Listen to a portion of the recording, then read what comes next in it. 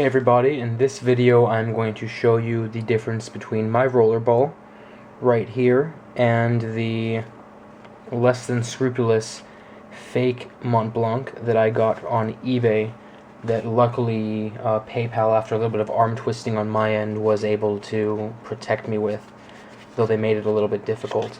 The point of this is that essentially you can first and foremost sort of know what a fake rollerball looks like compared to a real one. So whether you're in the boardroom or in an office or something, or whether you're purchasing one on eBay or another website besides a Mont Blanc dealer and you just want to make sure you're protected, this will help you. At the same time, it's sort of going to be a little bit scary how good these knockoffs are, and though you can definitely tell that they're fake, it's sort of weird they can do it this well. The box, for example, it's a pretty good quality box. It even says printed in Germany. Mont Blanc has a little recycle logo. But as you can see, there's no serial number or sticker of any sort. And this is the actual Bohem pen, which I'm not sure if you know much about, but the box definitely doesn't match the rollerball. So that said, this is the box. We'll go into it a little bit later. And this is the service manual and warranty booklet. Real, fake. As you can see, this has the same design as that box had, but it's actually on here. And at the same time, you can sort of see the quality, especially of colored pictures, is definitely off. You can see it looks like it was printed in the 70s or something. And at the same time, there are definitely a bunch of mistakes in spelling. Hopefully this zooms in properly. Off-prized. See how it's a P instead of an O? Just a good example of that.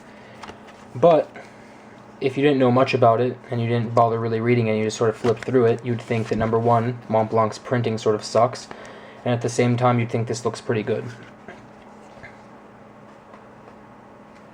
Now, the actual box is a different story.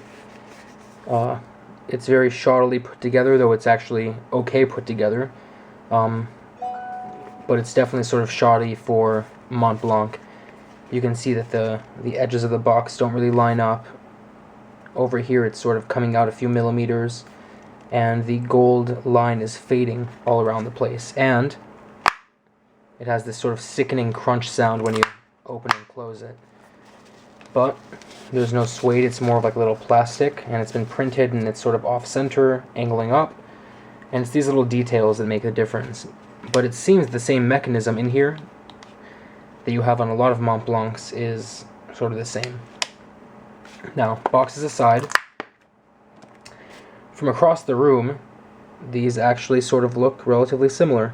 Notice mine is a limited edition, so it has a thicker band up here with the 75 years of passion. But on a normal Mont Blanc, you'd have about the same ring size as there. You'd have this ring down here, and not the one above it, as you can see.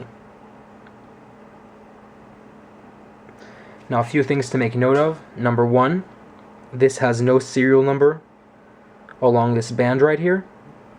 Number two, when you take it apart, you hear that click. If you've seen the video for this, you hear a very solid thud, and it's almost like a vacuum suction-y feeling when you take this off, because there is in fact a little rubber gasket thing in there that rubs on this and creates a little bit of suction. This does not have that. But the caps aside, the pens actually look pretty identical. You can't really tell anything if they were just using this pen like this. This is definitely much heavier than this one. I would say almost twice as heavy, but then again, that's not going to make too much of a difference. Again, fake and real. I had to just double check for a second to make sure I was doing it correctly. The gold on this is much more yellow, not as toned down, as you can see. This one's definitely higher quality, and when you unscrew it, a spring falls out of the back. The ink doesn't actually screw in there, and you can see this is actually plastic. the screws there are actually plastic. On this, you can hear when you unscrew it, it's a lot more high quality of a sound. No screw in the back, and that's because this actually screws in right inside of there. So there are no screws or anything because everything's being held together by lugs and threads. And you can also see this is actually metal. So the fake ink compared to the real ink.